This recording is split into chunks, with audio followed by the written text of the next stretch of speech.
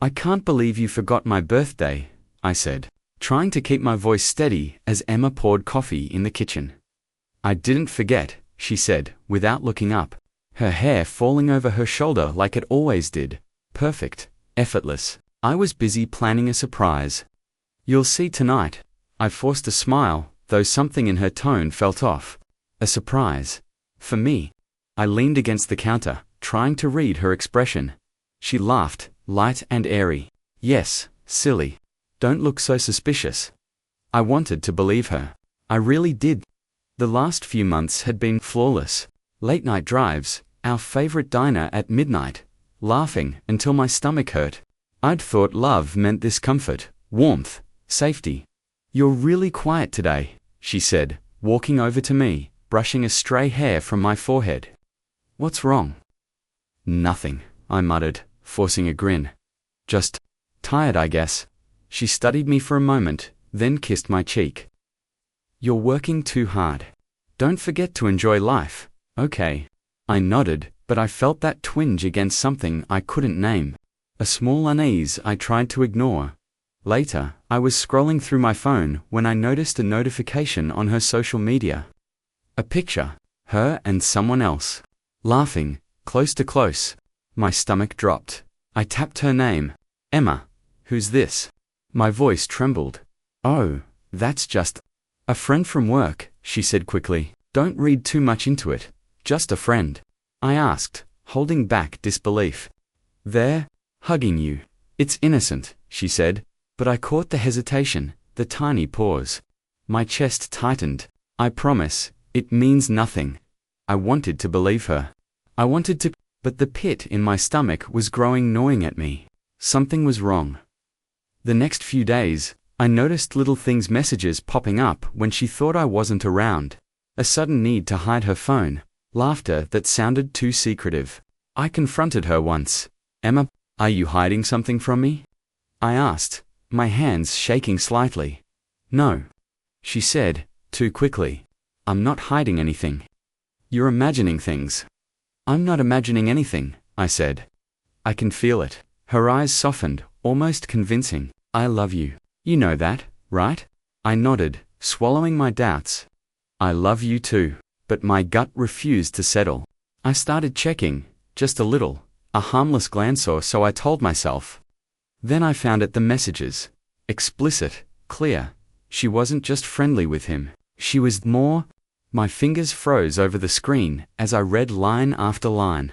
I wanted to scream, to throw the phone across the room. Emma. I whispered, my voice breaking. I felt sick, dizzy, my heart hammering. She walked in at that moment, smiling. What's wrong? I held up the phone, trembling.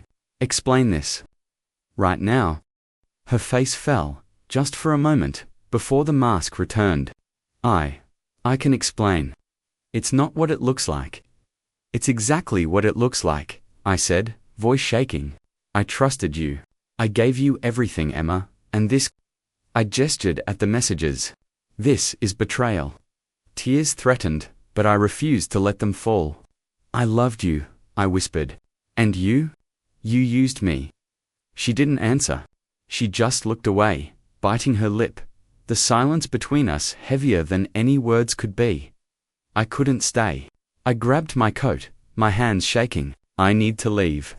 I can't do this anymore. Emma's voice, soft, almost pleading, followed me. Please don't go. We can fix this, but I did go. The door slammed behind me, echoing the emptiness inside. My life, my trust, my heart, shattered in an instant. And as I walked into the night, the cold air hitting my face, I realized something terrifying. I had loved her fully, blindly, and now I had nothing. I thought I understood betrayal before. I didn't, not until now. Emma. We need to talk. My voice was steady, but my hands were shaking as I held the phone between us. She looked up from her laptop, smiling faintly. About what? About this, I said, showing her the messages. Explain now. Her smile faltered for the first time. I can explain, she said softly, eyes avoiding mine. It's not what you think. Not what I think. I laughed bitterly. Emma, you're sending him everything. Pictures, messages, everything. How is that not exactly what I think? She bit her lip. I don't know. It just happened. I didn't mean for it to go this far. Didn't mean. Emma, do you hear yourself? You knew exactly what you were doing. My voice cracked, but I pushed forward. We built a life together. And you just threw it all away for what? Attention. Thrill. It wasn't like that. She cried. I swear, it wasn't like that. I made a mistake. Mistake. I echoed, disbelief thick in my throat. A mistake is burning the toast, Emma. Not betraying someone you claimed to love. Her eyes welled up. Please, I can fix it. I'll stop. Oh no. I shouted, the word echoing against the walls of our apartment. It's too late. You crossed the line that can't be uncrossed. She fell silent, her shoulders slumping. So, what? You're leaving? I am, I said quietly, trying to keep my voice steady. I can't stay. I can't pretend anymore. I trusted you, Emma, and you. You destroyed that trust. She took a step closer. I love you. I messed up, yes, but we can work through this, please. Don't throw everything away. I loved you, I whispered, more to myself than to her.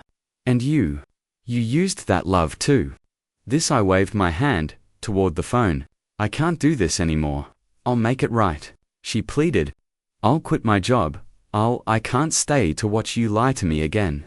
I can't watch you manipulate everyone around you, including me. I felt tears burning, but I kept them in. I have to leave. I have to save myself. She went silent, eyes wide, finally realizing I meant it. Her voice was almost a whisper. You're leaving me? Yes, I said simply. I am packing was harder than I thought. Every shirt, every book, every little thing reminded me of what we once had. I threw things into boxes mechanically, my mind repeating her betrayal over and over. My phone buzzed. A message from my best friend, Jake. You okay? I heard, coffee. I typed back, not really. Yeah, coffee. Later, sitting in the small cafe with Jake, I let out a long sigh. I don't even know how I didn't see it sooner, I said. Jake leaned back, arms crossed. You loved her. That blinds you. Don't beat yourself up, she lied. She manipulated me. Everything we had, gone. And for him, I said, jaw tight. Her boss. That arrogant, charming jerk she always flirted with at work. Emma's choices aren't your fault, Jake said firmly. But, you have a choice now. You can let this destroy you, or you can rebuild. I don't even know if I can rebuild, I admitted, staring at my coffee. I feel hollow, used, betrayed in the deepest way. You can rebuild, he said, voice firm. Start with yourself. Don't let her actions define who you are. I nodded, swallowing the lump in my throat. I deserve better. Saying it out loud felt strange, almost foreign, but it also freed me a little. Over the next few days, I moved out. Each box carried a memory I wanted to forget. Her absence was suffocating, but the freedom was intoxicating. I called my mum that night. I left, I said softly. I can't stay there anymore. Oh honey, she whispered. I'm proud of you. You're strong. You did the right thing. Her words were comforting, but the ache remained. I walked the empty apartment halls, thinking about her laugh, her smile. How easily I had been fooled. Jake checked in constantly. You're going to be okay, he said, though I wasn't sure if I believed him. I will be, I muttered, more to convince myself than anyone else. I have to be. That night, I stared at the ceiling of my new apartment. Silence surrounded me. The betrayal burned, but beneath it, something else stirred a seed of resolve. I had loved blindly. I had lost, yes, but I had learned, and I would grow stronger. Not for revenge, not yet, but for myself. Tomorrow, I told myself, I would start over. Tomorrow, I would take the first step toward reclaiming my life. And though the hurt was sharp, I knew one thing for certain. I would never let anyone make me feel this small again. "Why do you look so determined today?" asked Mia, my colleague, as I shuffled through papers at my desk. "I'm done feeling small," I said, not even looking up. "Done letting life happen to me, instead of me making it happen." She raised an eyebrow. "That's intense. You finally snapped after all the heartbreak." I let out a bitter laugh. Heartbreak didn't snap me. It woke me up. I'm tired of being someone's second choice, someone's fool. Mia nodded, a small smile tugging at her lips. "Good. Finally, some fire. So, what's the plan?" I leaned back in my chair. "Work, focus, build something they can't ignore. Start networking with people who actually matter." She smirked. "Look at you, all corporate and calculated." "I like it." I stared out the window, thinking about Emma, about the betrayal, about the hollow nights filled with doubt. I need guidance. Someone who's been through this. Someone who knows how to turn the tables. "You mean a mentor?" she asked. "Yes, someone who can push me, challenge me, and make me see the bigger picture." Later that week, I met with Daniel, a mentor figure Mia had suggested. His office smelled of old leather and ambition. "You're serious about rising," he said, leaning back in his chair. "Most people wallow. Want control?" "I can't stay small anymore," I said. "I need to take my life back. I can't let her or anyone define me." Daniel nodded slowly. "Good. Start by defining yourself, not your past. Learn the rules, and then learn to bend them in your favor." I absorbed every word, feeling a spark of hope. "I don't want revenge yet," I admitted. "I want power, clarity, the kind of control that makes people respect me, notice me." "Power," he said, smiling slightly. "Good. Just remember, ambition without strategy is chaos. Focus, plan, execute." I left his office feeling lighter, more capable, like I had direction for the first time in months. Back at work, I ran into Liam, a colleague and confidant, who noticed my change immediately. "You're different," he said, leaning against the doorway. "You look sharper, more confident." "I've been awake," I replied, "and I'm tired of letting life roll over me." "You planning something big?" he asked, curiosity sparking in his eyes. "Not something. Everything," I said carefully. "I want to grow, network, build connections that matter. Am done small." Liam nodded approvingly. "Then don't waste time. Start today. People notice energy and focus, not excuses." I smiled at him, grateful. "Thanks. I needed that reminder." That evening, I scrolled through LinkedIn, sending connection requests to industry leaders and writing carefully crafted messages. Each click made my chest pound not with anxiety, but excitement. The thought that I could control my path now felt intoxicating. I paused when a notification popped up. Emma's profile update. A smiling photo, flawless, but there was something off. Her eyes weren't happy. A subtle shadow lingered. My stomach twisted. "She's not as perfect as she looks," I muttered to myself. "Maybe life isn't all roses for her either." Mia called that night. "How's the empire building going?" she asked with a laugh. I chuckled. "Slowly, but I can feel progress. Each day, a little more control. A little more focus." "Good," she said. "Remember, it's not just about climbing, it's about standing tall when others try to push you down." "I'm done standing down," I said, voice firm. "No more victim. No more tears for someone who doesn't deserve them." "And revenge?" she asked gently. I paused. "Not yet. I'm not ready. Right now, it's about me, clarity, strength, control, that will come naturally." Later, I stayed up late that night, drafting plans, thinking through meetings, imagining conversations, strategizing my next moves.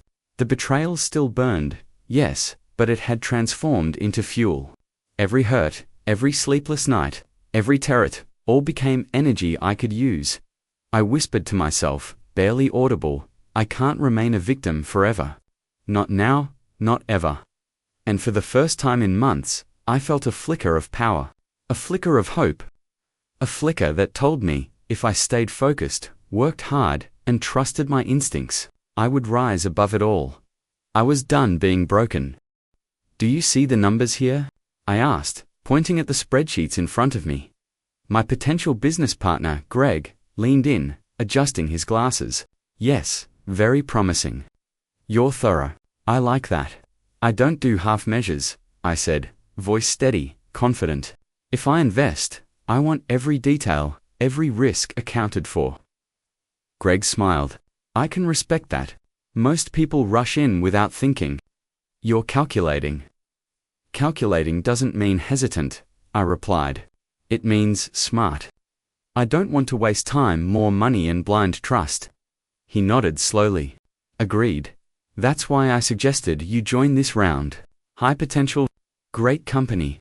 I've seen the pitch, the team, everything." I studied the figures again, my mind spinning faster than my eyes could follow. Then I saw it. A familiar name listed among the executives. Emma's boss. The man she had flirted with, laughed with, betrayed me for. I swallowed hard. My chest tightened. "Wait, is that him?" I asked, pointing at the document. Greg glanced.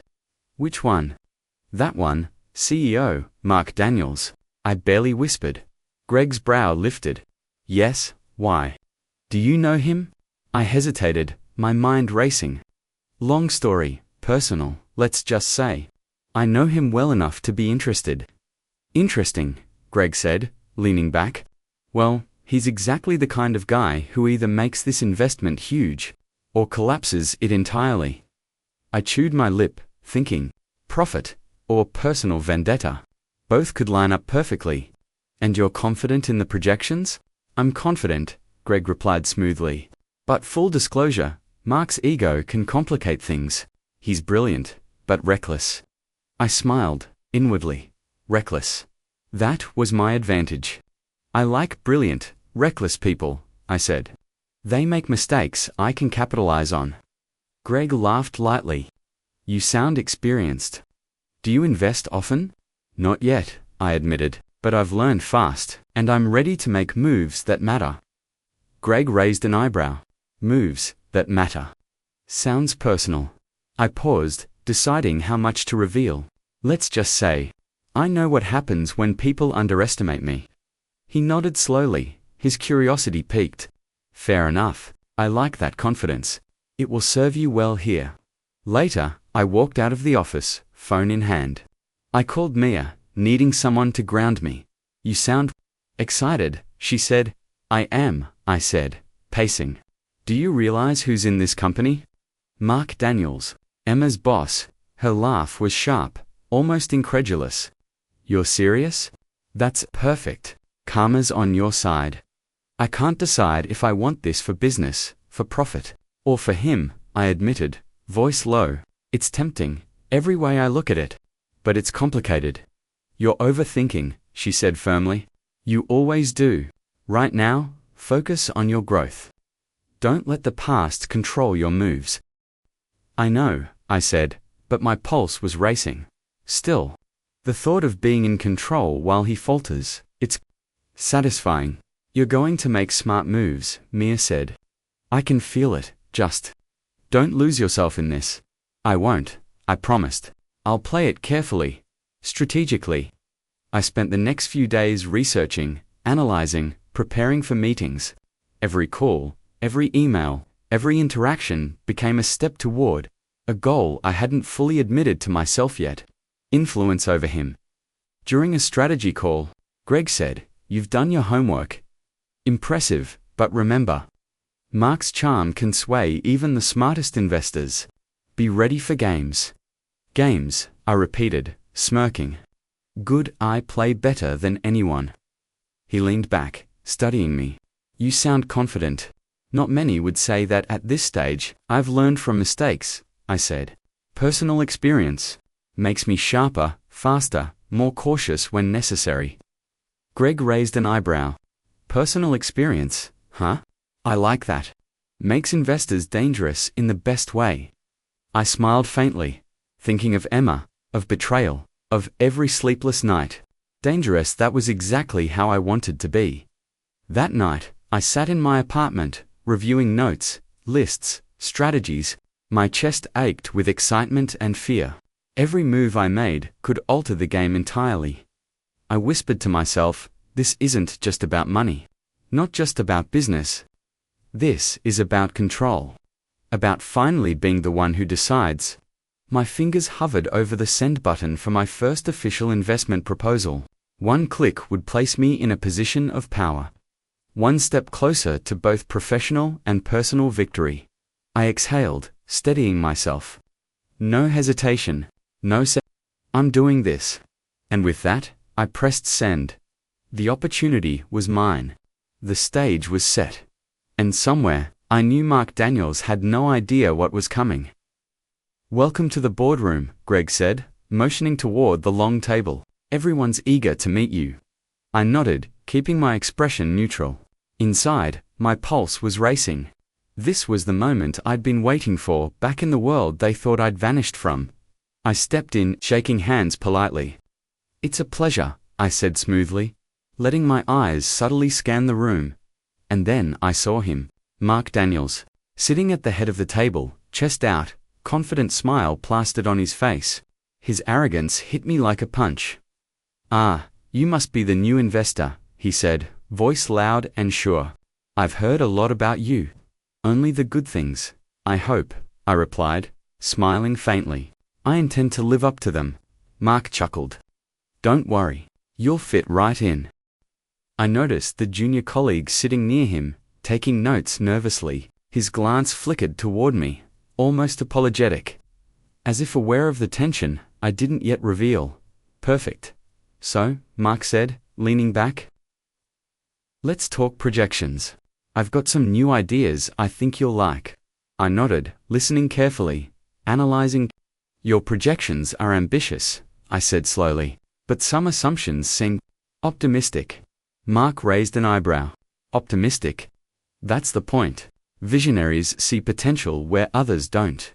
I smiled, calm, masking the storm inside me. Yes, but even visionaries need grounding. Numbers don't lie, and overconfidence can be dangerous. He laughed, brushing it off. Dangerous?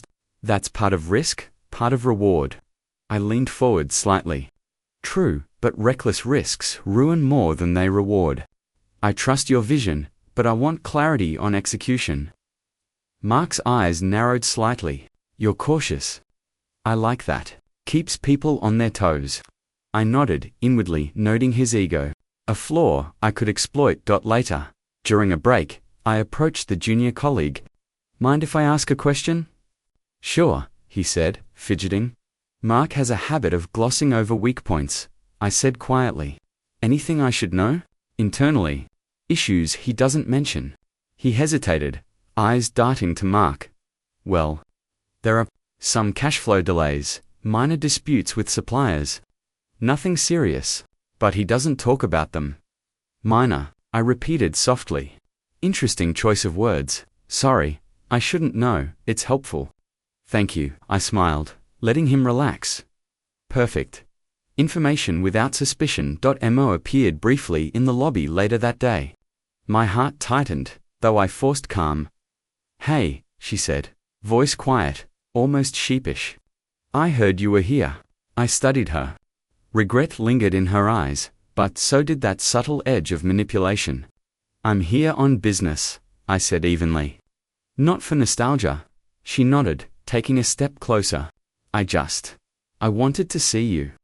I didn't mean to, Emma, I interrupted softly, but firmly. This isn't about the past anymore. I've moved on. Her shoulders slumped. I wish I could say the same. I'm focused on the present, I said, turning away. You should focus on yours. In the next meeting, Mark presented a plan with overconfident bravado. I asked precise questions, nudging him toward mistakes without appearing confrontational. Are you factoring in potential supplier delays? I asked casually. Mark waved his hand. Those are minor. We can adjust. Adjustments take time and money, I pressed. Your margin assumptions might be optimistic if delays persist. He paused, slightly unsettled. We'll manage, I assure you. I nodded, neutral. Of course. but I like to anticipate issues before they become problems. Greg caught my eye from across the room. He smiled faintly. He knew I was in control, silently, strategically. After the meeting, I lingered near the exit. The junior colleague passed by. Any thoughts? I asked quietly. He shook his head, a bit overwhelmed. Just, he's arrogant, overconfident. You've got an advantage if you're careful. I'm always careful, I said. Hiding the thrill in my chest, back at my apartment that night, I replayed every interaction. Every glance, every word. Mark's arrogance, Emma's fleeting regret. The junior colleague's unwitting assistance, it all fit together like a puzzle. I whispered to myself, the moment is coming. I just need patience, timing, precision. And for the first time since discovering Emma's betrayal, I felt the calm, cold satisfaction of being a step ahead. I was no longer the victim. I was the observer, the strategist, the shadow. And soon, the shadow would strike. Mark, can we go over the supplier delays again? I asked casually during the morning meeting. He frowned, shifting in his chair. We've discussed this. It's minor. Nothing to worry about. Minor. I repeated, leaning forward. Minor delays can cascade. Profit margins are thinner than projected. Investors will notice. His jaw tightened. I've accounted for that. Relax, you're overanalyzing. I smiled, calm, hiding the thrill behind my eyes. I like being thorough. I'm sure investors will appreciate clarity, not arrogance. Mark shifted uncomfortably. Of course, but my team is capable. I handle these things. Capable, yes, I said smoothly. But even capable teams falter under pressure. Just something to keep in mind. I caught the junior colleague glancing at me nervously. Perfect. He'd fed me details before, and now he was quietly confirming what I already suspected.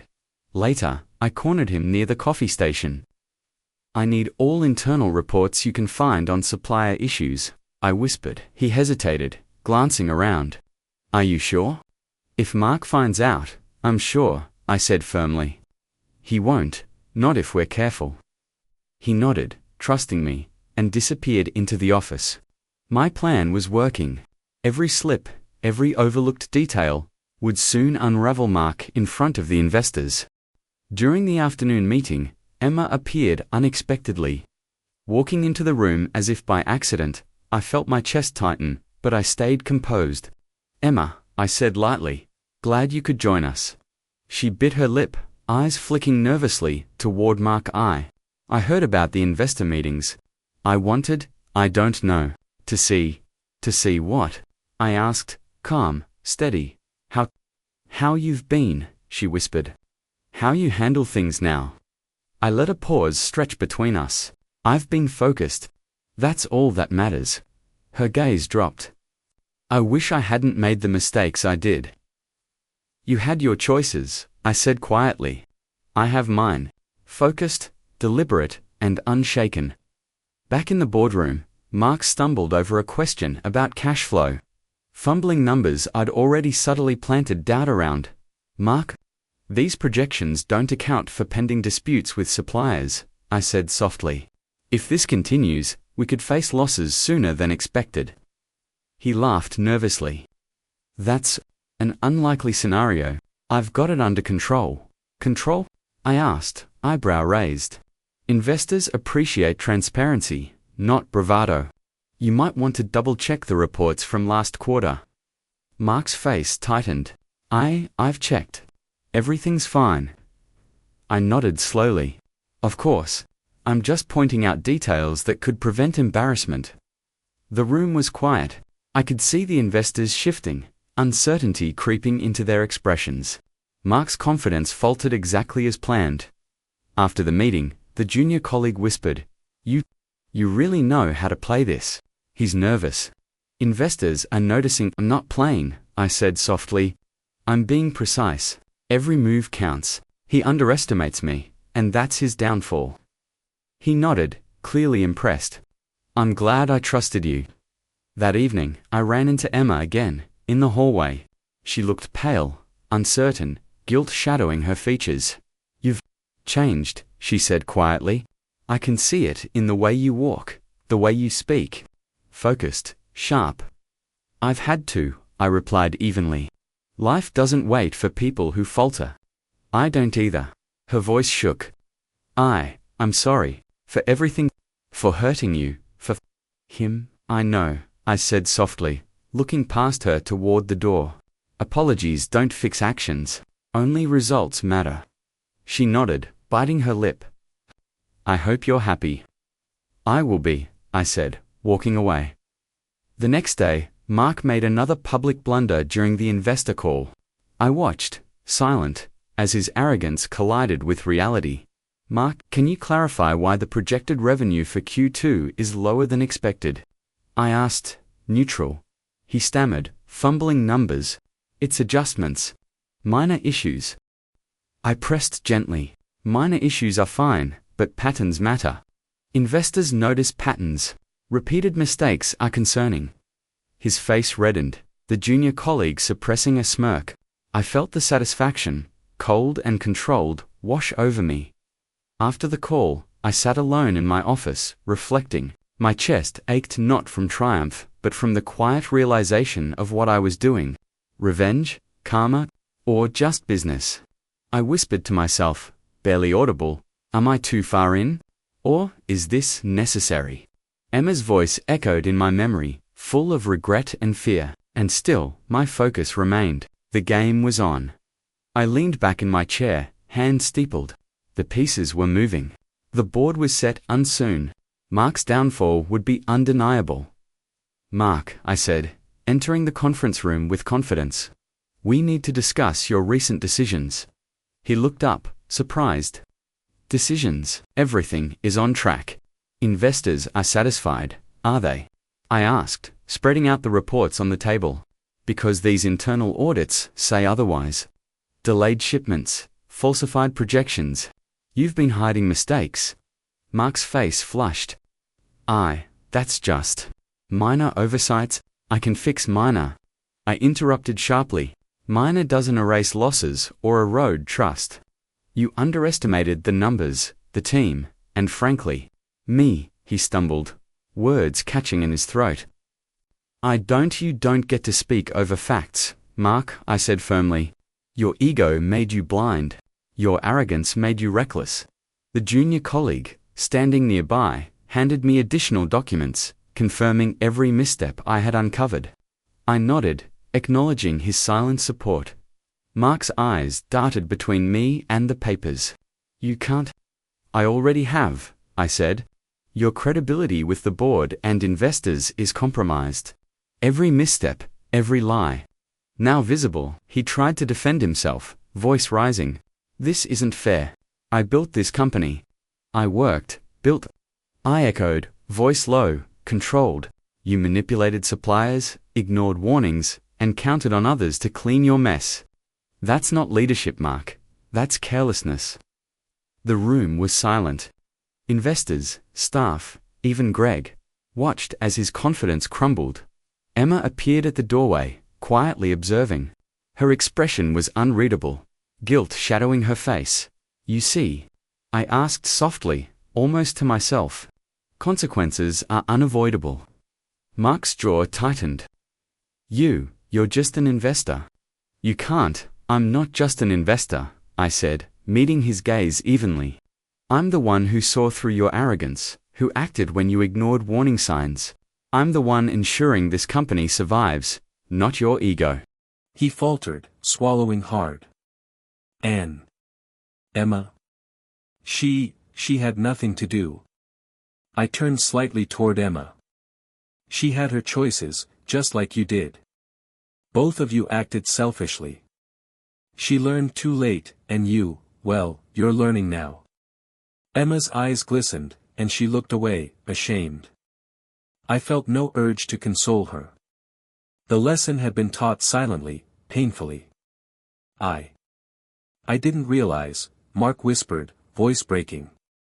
"Realization is meaningless without action," I said softly. "You should have acted responsibly from the start. Now, the consequences are yours to face." He sank into his chair, defeated.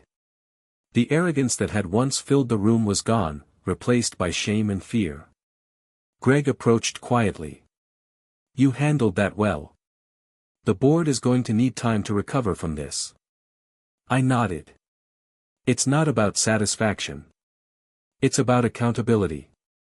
That's the only way this company moves forward. Later, Emma came to my office. Can we talk? She asked hesitantly. I looked up from my notes. Calm, collected. About what, Emma? Everything. I made a mistake. I hurt you. I held up a hand. I know. I've moved past that. But moving past doesn't mean returning. You had your chance, and now, it's too late. Her eyes filled with tears. I thought maybe. No, I said softly, voice steady. I'm not the same person I was. I don't dwell on what was lost. I focus on what I control, my life, my choices, my future. She bit her lip, silent, realizing fully that regret doesn't undo betrayal. That afternoon, I met with the board and investors. The meeting was tense, but I presented clearly, confidently, strategically. Every detail accounted for, every misstep Mark made exposed with precision. Your diligence is impressive, one board member said. We appreciate your oversight. I appreciate accountability, I said, keeping my tone professional. Mistakes are acceptable. Repeating them is not. This company deserves better. Mark sat quietly, head bowed. His defeat was complete. After the meeting, I lingered in the empty conference room, reflecting. My chest felt heavy, but it was not from anger or revenge, it was from realization. I had transformed. I whispered to myself, I'm no longer a victim. I am the one in control. I choose my path. I choose my power. Emma appeared one last time, hesitant. I just wanted you to know. I'm sorry. And I know, I said calmly. But your apologies don't change the past. And I don't need them to dictate my future. She looked at me, eyes wide, vulnerability mixing with lingering hope. I shook my head gently.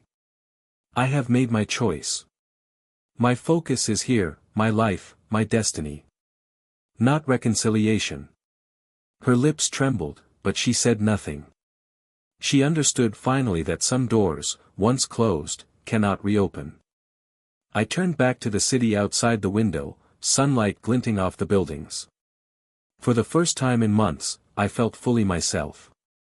Strong, assertive, unshaken. Mark's downfall had begun. Emma's remorse was evident. And I was no longer defined by anyone else's choices or betrayal. I had claimed my power, my control, my destiny. And nothing, not guilt, not heartbreak, not the past, would ever take it from me again. I held the small box in my hands, Emma's initials engraved on the lid. For a moment, I considered opening it, letting nostalgia trick me. But I didn't. Let it go, I whispered to myself, setting it down on the desk. It's not mine anymore. Mia, sitting across from me, raised an eyebrow. Are you really ready to do this? I have to be, I said, voice steady. This isn't about her. It's about me. About finally being free. She nodded slowly. Good. You've come so far. Don't let the past anchor you. I exhaled, lifting the box, and tossed it into the trash. The soft clatter echoed, small but symbolic. The gesture felt heavier than words. Wow, Mia said softly. That's powerful. I needed to, I admitted. Every time I saw that box, I remembered everything I lost, everything I tolerated. Not anymore. You've grown, she said, smiling. Strong, deliberate, unshakable. I'm proud of you. I chuckled lightly, feeling warmth spread through me. I still feel the sting. But it's different now. Controlled. Useful. I've learned, I've adapted. Later, I walked through the city streets, phone in hand. A text flashed on the screen, "Emma, can we talk?" I paused, thumb hovering over the reply button. My chest tightened, memories flickering, laughter, betrayal, heartbreak. I typed carefully, "I've moved on. This conversation isn't necessary." She responded almost immediately, "I understand. I'm sorry for everything." I stared at the message, feeling a strange mix of sadness and calm. "She finally gets it," I murmured. Mia's voice rang in my memory. "Focus on yourself. Don't let apologies dictate your choices." I pocketed the phone and continued walking. The city felt different today, brighter, quieter, mine to command. That evening, I met my mentor for coffee. "You look lighter," he said, studying me over the rim of his cup. "I am," I said honestly. "I thought revenge would feel like victory, but the real triumph is this: control over myself, over my life." He nodded knowingly. "Karma has a way of balancing things, but self-transformation, that's rare. You've earned this." "I still feel echoes of pain," I admitted. "But they don't control me anymore. They guide me, remind me why I fought, why I persevered." "That's wisdom," he said softly. "Not everyone reaches that point. Most remain stuck in anger or regret." I sipped my coffee, letting the warmth settle in my chest. I'm ready to build something new, professionally, personally. No distractions. No past weighing me down. Later, I met with Greg, reviewing the company's progress after Mark's fall. "You've really turned things around," Greg said, eyes bright. "The investors are thrilled. The board, well, they're learning humility fast." I smiled faintly.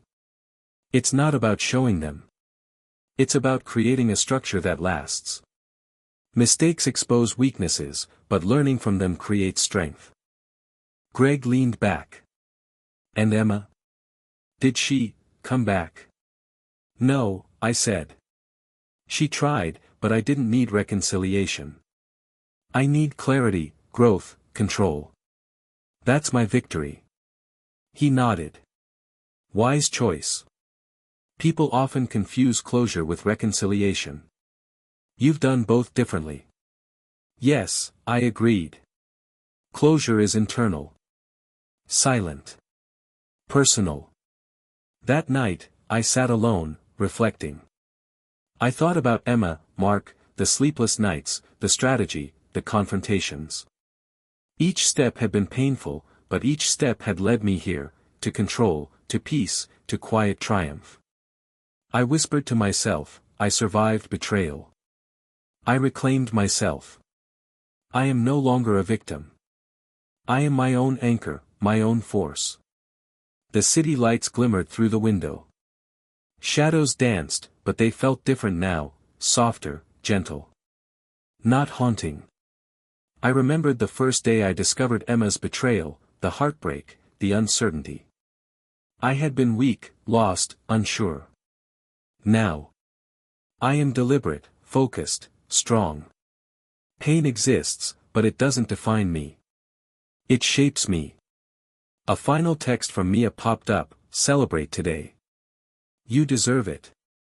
I smiled, typing back, "I finally see the difference between revenge and growth.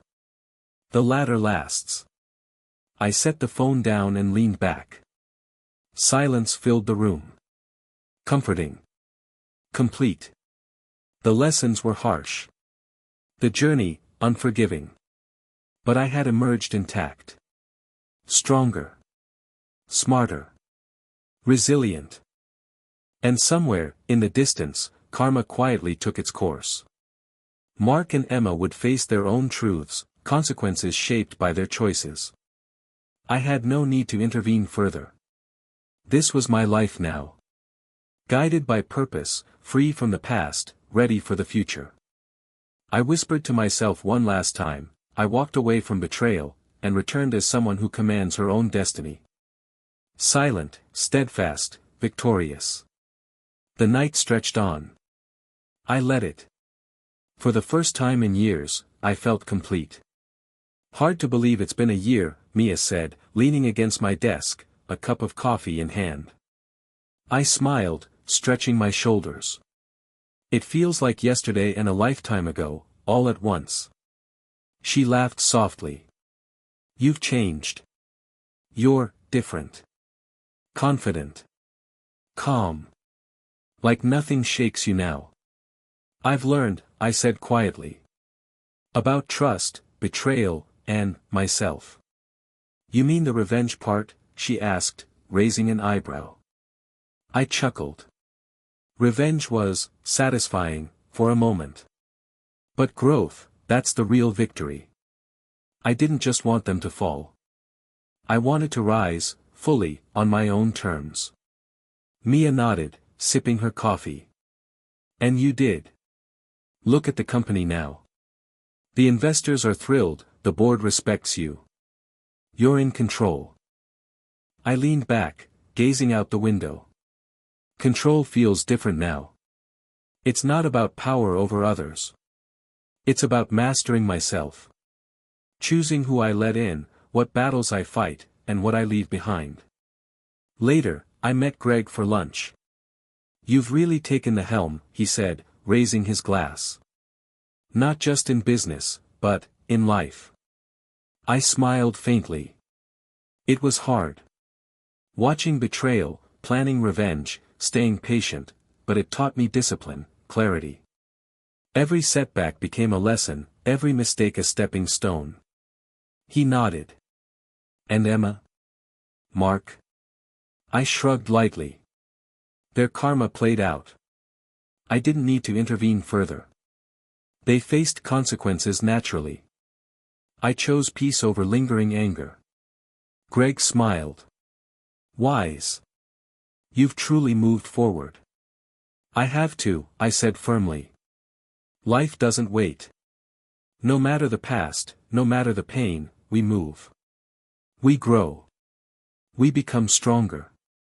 That evening, I walked through the park, the sunset painting the sky in warm hues. I called Mia on speaker. Hey, I said, voice soft. You free to chat? Always, she replied. How's the new project coming? Better than I imagined, I said. Anne. I feel grounded. Confident. I'm not haunted by old mistakes or regrets. I finally feel whole. Good, she said. You deserve that. You've worked hard for it. I think the hardest part was letting go, I admitted. Not just of Emma or Mark, but of the anger, the obsession. Of being defined by betrayal. Now, I define myself. Mia was quiet for a moment. Sounds like peace. It is, I said. Peace that's earned, not given. And it's worth everything. A gentle breeze carried the scent of flowers. I smiled, walking slowly along the path. Funny, I murmured to myself, how life moves forward, even after everything feels broken.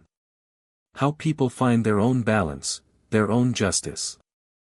I remembered the nights I cried alone, the meetings where I silently plotted revenge, the moments of fear and heartbreak. And I realized those moments shaped me, not weakened me. I spoke aloud, more to the world than anyone else. I walked through betrayal, I embraced my pain, I reclaimed my strength. And now, I am free. Not from what happened, but from its hold over me. Later, I met with my mentor over video call. You sound different, he said. Calm, assured, complete. I've learned the difference between winning against someone and winning for myself, I replied. Revenge can't sustain happiness. Growth does. Control over my own life, that's the ultimate victory.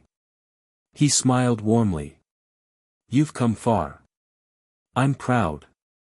I felt a quiet warmth. Thanks. I still feel echoes of the past, but they don't hurt anymore. They remind me how far I've come. That night, I sat alone in my apartment, looking out over the city lights. I felt a quiet pride, a calm certainty. I whispered softly, the world moves, karma finds its way, and we find ourselves. Life is fleeting, unpredictable, but strength, patience, and self-respect, they endure. A year ago, I would have been consumed by heartbreak, anger, confusion. Now, I felt clarity, resolve, and peace. I closed my eyes, inhaled deeply, and let the silence wrap around me. I had survived betrayal. I had reclaimed my life. And I knew this, no one could ever take my power, my peace, or my self-worth again. The night stretched endlessly, quiet, comforting, and full of promise. And for the first time in a long time, I was content.